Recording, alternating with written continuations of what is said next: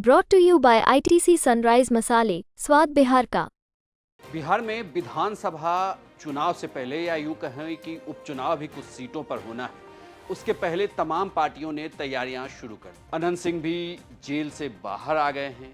वहीं बीजेपी में आज सुनील पांडे शामिल हुए। नमस्कार, प्रणाम, बिहार तक देख रहे हैं आप। मैं हूं आपके साथ इंद्र। सुनील पांडे अकेले शामिल नहीं हुए, उनके साथ उनके बेटे विशाल प्रशांत भी शामिल हुए। ये कयास लगाया जा रहा है कि विशाल प्रशांत तरारी विधानसभा में होने वाले उपचुनाव में बीजेपी के उम्मीदवार हो सकते। अब ऐसे में ये सवाल उठने लगा है कि क्या बीजेपी इस बार हर एक सीट को लेकर जबरदस्त फील्डिंग करनी चाहती है कि कोई भी सीट उसके हाथ से फिसले नहीं, ताकि जब वो चुनाव में उतरे तो नतीजे बिल्कुल साफ साफ हो। दिलीप जायसवाल ने सदस्यता दिलाई और इसके साथ ही उन्होंने ये इशारा भी कर दिया कि तरारी विधानसभा उपचुनाव से टिकट किसे मिलने वाला है।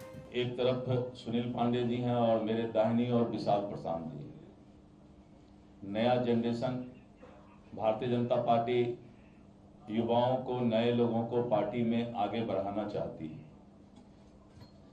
और इसलिए मैंने सुनील भाई से कहा कि आप नए जनरेशन विशाल प्रशांत जी को भारतीय जनता पार्टी में सुपुर्द करें, उनको पार्टी ज्वाइन कराएं। और उन्होंने अपनी सहमति दी कि विशाल प्रशांत भी भारतीय जनता पार्टी के अब सम्मानित कार्यकर्ता और नेता होंगे। ताली बजाइएगा तब ना। आज बड़ी संख्या यहां पर आई हुई है। जो भी लोग उस विधानसभा से और उस जिला से आए हैं, हम आप सभी का हृदय से स्वागत करते हैं। तरारी की सीट पर सुनील पांडे का दबदबा रहा है। हालांकि पिछली बार ना तो उन्हें और ना ही उनके परिवार के किसी सदस्य को टिकट मिला, लेकिन बड़ी बात यह है कि सुनील पांडे चुनाव तब भी जीते जब वो फरार चल रहे थे, बाहुबली रहे हैं। 1990 के दशक में कई सारे आपराधिक मामले भी उनके ऊपर हैं।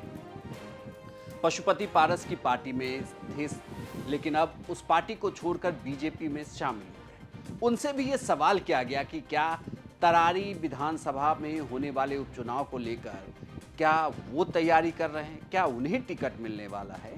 तो उन्होंने भी इस सवाल का जवाब दिया है। पहले हम एनडीए के ही करता रहे हैं 2000 से, लेकिन आज हम अपनी पार्टी बीजेपी में विधिवत सम्मिलित हुए हैं और पार्टी का जो भी अगला निर्देश होगा, जो भी निर्णय होगा, हम सभी कार्यकर्ताओं को मान्य होगा।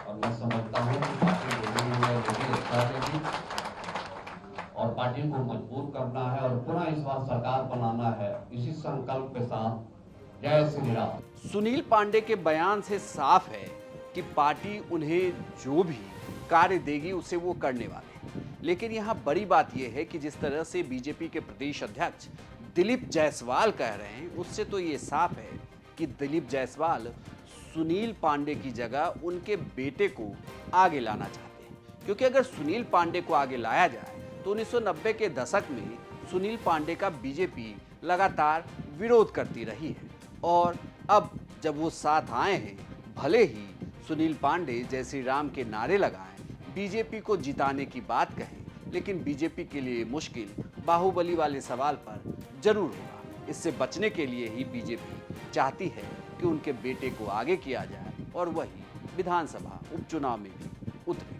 आपको यह जानकारी कैसी लगी हमें कमेंट बॉक्स में लिखकर जरूर बताइएगा और बिहार की तमाम खबरों के लिए देखते रहिए सिर्फ बिहार।